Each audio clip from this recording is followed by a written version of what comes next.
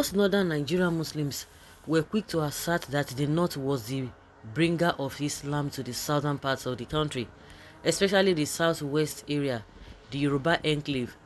To those who believe in this falsity, the jihadists led by Usman Dan Fodio, who had succeeded in capturing the 7 Hausa kingdoms, were the authentic sources who brought Islam to Yoruba land. They buttressed their claim, citing the exploits of Malam Alimi, the flag bearer of Sokoto Sultanate, who took the expansion of Islamized area on Nigeria to Ilorin in the 19th century. The superiority claim of the northern Muslims over their southern counterparts could be said to stem from the intra-palace struggle between the Are Ona Kakanfo of Yoruba land, Afonja, and his marabouts, Alimi, that ended in a disastrous death of Afonja. Claimed that they brought Islam to Ilorin and by extension Yoruba land. In their rapid quest to ram in their mischievous claim that has no roots or iota of truth, in reality they equated Ilorin to Oyo Empire and, of course, the whole Yoruba land. If the Fulani were the bringers of Islam and Quran to the largest area of the northern Nigeria, they were never the people who first brought Islam to Yoruba land. The Fulani Jihad came in early 19th century.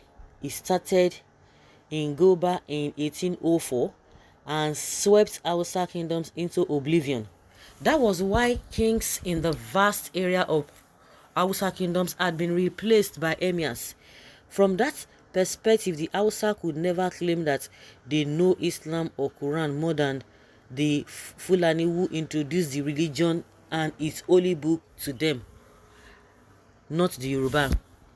Such a claim is hollow without substance, as the Malians traders were the first people who brought Islam to Yoruba land. Islam was brought to Ile-Ife to Ile-Ife, the source of Yoruba land, in the 12th century by Malians who came to Ile-Ife on commerce mission. A renowned Sheikh Alai Lori Ilori, who was the founder of a Morikas, a popular Islamic school at Agege in Lagos, in one of his lectures run on Radio Lagos every Friday, which was recorded while he was alive, said that Malians brought Islam to Ile-Ife in the 12th century. That was more than 9 centuries before the Fulani came with their land conquering agenda, cloaked under the cover of religious evangelism, came to the country called Nigeria today. The Malian traders, so the lecture went, used to spread mats when they wanted to observe their hour of prayer. The Sheikh said, facing the direction where the sun rises, the Malians would first bend down, rise and stand straight before going down to their knees and put their foreheads on the ground. This strange practice was shocking to the Yoruba. The norm in Yoruba was to put an object of worship in their front and bow to it with their foreheads on ground. In their obeisance, they would chant Ifa or Ogun, "This is my head, I pay homage to you." That the Malians were not putting the object of their worship in India was strange. They are not putting their worship in there was strange to the Yoruba, who watched the Malians prayer. That was why the Yoruba asked themselves, what were the Malians traders worshipping? Those among the Yoruba who believed they knew more than the others said the Malians were worshipping the sky or the owner of the sky. It was from this practice and observation that the Yoruba people came up with a kirun or ki orun, olorun, greets or greetings the sky or the owner of the sky. Kirun, ki orun, kirun. Kirun, ki orun. The Yoruba first came in contact with Islam through Malian traders in Ile-Ife. Today, the oddity of Muslim prayers attracted the first set of Yoruba who embraced the religion. the air of superiority that the Fulani or any other Nigerian Muslim used to wear at time for prayers, as that they claimed they could not pray in row behind a Yoruba imam is spirituality and intellectually pompous that borders on empty adulation. They falsely believe that they are superior to any Yoruba and by implication all Southern Muslims spiritually, intellectually, and even every other aspect of Islam that could not stand a faithful to lay claim to be a true Muslim. The Northern Muslim claim of superiority against the Southern Muslims is pronounced in the North. Their insistence on superiority is open and flaunted in the North, stepped in I don't care attitude. In the South, observation revealed that Northern Muslims would rather form their prayer group than pray behind a Southern Imam.